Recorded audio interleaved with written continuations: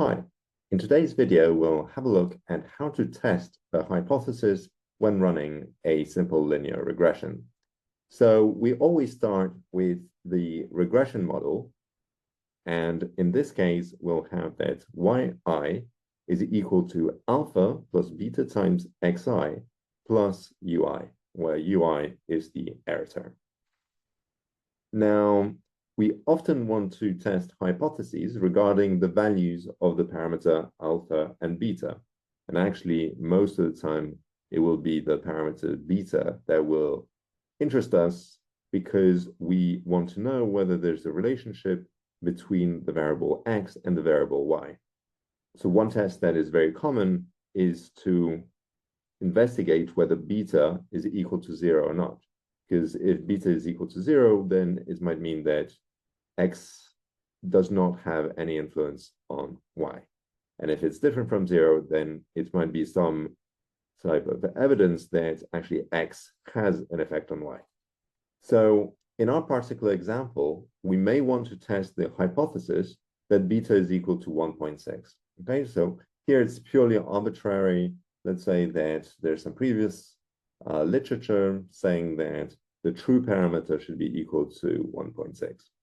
So my null hypothesis, H0, will be that beta is equal to 1.6. And my alternative hypothesis is always the opposite of my null hypothesis. In this case, that beta is different from 1.6. Now, when we got our sample, we found that the estimate that we got for the parameter beta is b is equal to 1.66. Okay, so always remember we're interested in the population parameter, but we only see the sample that we got from that population. And obviously we expect there to be some differences between the estimate that we got in our particular sample and the true population parameter.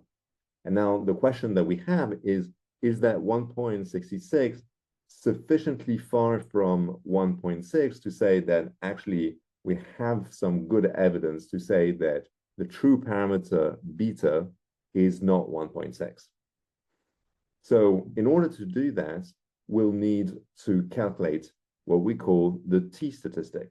And the t-statistic is equal to b, our estimate for the true parameter beta, minus beta, so that is our null hypothesis, divided by the standard error of b, that is, how precisely is our estimates measured. So if I put the estimates that we actually got, it was 1.66 for our estimate b, minus 1.6, and that's our null hypothesis, divided by my standard error, which will be given to you by any statistical software that you use. Now, and that is equal to 1.35. So now that we have the exact value for our t-statistic, we also know that our t-statistic has a t-distribution with n-2 degrees of freedom, assuming that the null hypothesis is true. And it has n-2 degrees of freedom because we estimated two parameters. We estimated alpha and we estimated beta. So that's 2 degrees of freedom that we need to subtract from the sample size. So since we know the distribution of the test statistic under the null hypothesis, we can then calculate the p-value. So here you see I've drawn a t-distribution, and remember that the t-distribution will be very, very similar to a standard normal distribution, except that the tails are going to be a bit flatter. So now with our t-statistic of 1.35, we can put it on this graph. So, and we can calculate the area that is greater than 1.35 and lower than minus 1.35.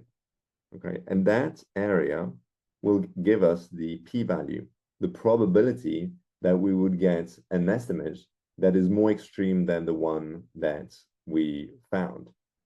Okay, so in this case, the p-value is equal to 0.14. So there's a 14% chance that if the null hypothesis is true, we would get a t-statistic that is greater than 1.35 or lower than minus 1.35. So this is relatively high, and it's definitely a lot larger than the commonly used significance levels that are usually 1% or 5%. And so since our p-value is greater than the significance level of, let's say, 5%, we fail to reject the null hypothesis. Okay, so we do not have enough evidence to say that the true parameter is different from 1.6. So that's it for today's video on how to test hypothesis when running a simple linear regression, and I'll see you in the next video.